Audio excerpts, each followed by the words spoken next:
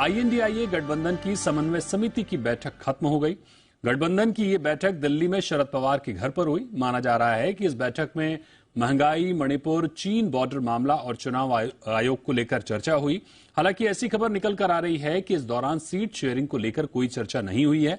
इस मीटिंग में रैलियों, साझा प्रचार पर फैसला हो सकता है।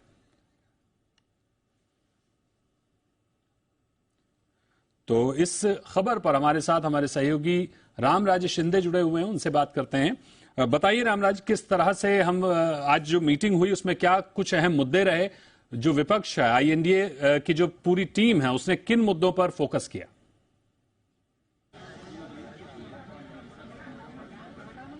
बिल्कुल, कुल मिलाकर 3-4 मुद्दे हैं। पहला सबसे महत्वपूर्ण मुद्दा ये है कि अक्टूबर के महीने में फर्स्ट वीक में मध्य प्रदेश में भोपाल में विपक्ष की सभी पार्टियां जो है वो कैंपेनिंग शुरू करेगी। बड़ी रैली वहां पे होगी और सभी विपक्ष के बड़े नेता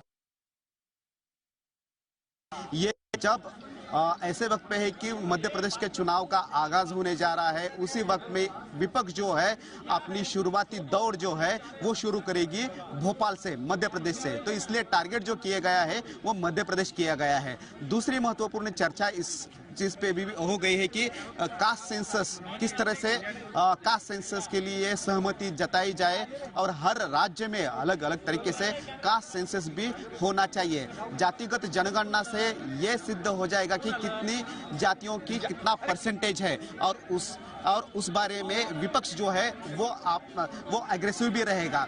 तीसरी जो बात है, महंगाई है, बेरोजगारी है, इन मुद्दों को लेकर अब विपक्ष जो है वो हल्ला बोल करेगा और एक साथ आ जाएगा।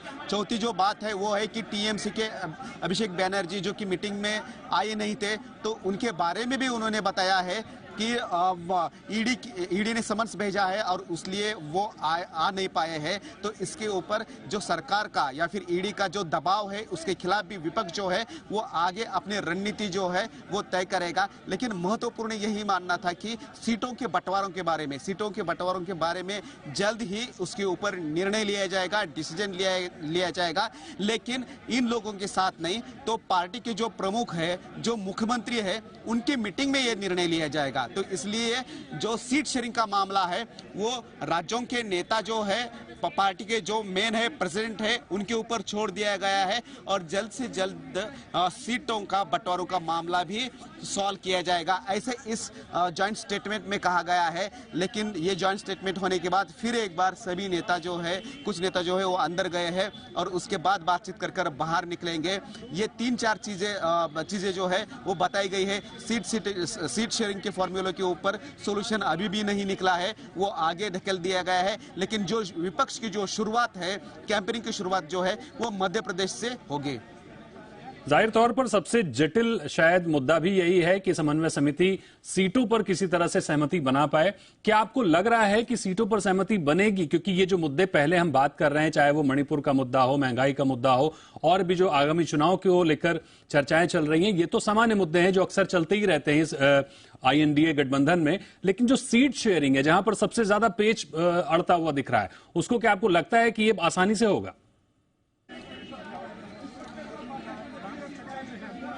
सीट शेयरिंग यही मुद्दा है कि जो उसी मुद्दे के ऊपर अनबन जो है वो बनती दिख रही है। ममता बनर्जी के मतलब अभिषेक बनर्जी तो नहीं आ पाए हैं, लेकिन उनकी तरफ से कोई भी रिप्रेजेंटेटिव नहीं भेजा गया है, क्योंकि पता चल रहा है कि टीएमसी ने यही शर्त रखी है, सीपीएम को और कांग्रेस के साथ कोई भी सीट शेयरिंग पे बात नहीं की जाएगी। तो ऐसे वक्त में ऐसे नेताओं को समझाना, ममता बनर्जी को भी समझाना होगा, उधर स्टालिन को भी समझाना होगा। तो हर स्टेट में जो रीजनल पार्टी ताकतवर है, तो उनको किस तरह से सीट शेयरिंग में कांग्रेस को भी सीटें छोड़ दी जाएगी क्या, या फिर छोटी पार्टियां जो है उनको सीट छोड़ दी जाएगी क्या, ये भी सवाल है।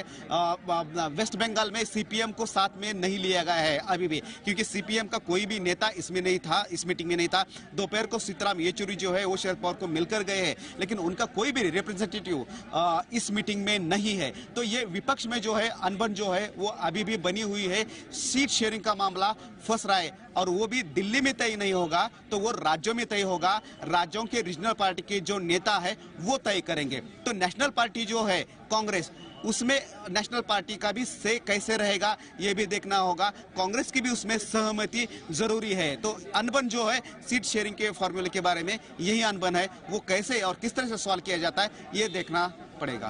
बिल्कुल, ये देखना काफी दिलचस्प होगा कि सीट शेयरिंग को लेकर आईएनडीए गठबंधन में क्या कुछ निकल कर आता है। बहुत शुक्रिया करेंगे आपका हमारे